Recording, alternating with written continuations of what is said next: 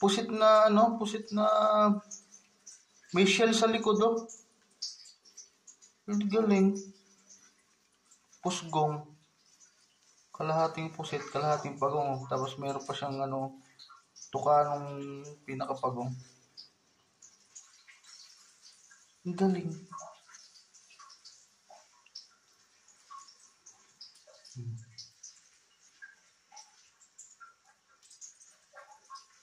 Yabong. Kinakain kaya ito? Paunahin kong pakainin si Per para malaman ko kung safe o hindi. Tama.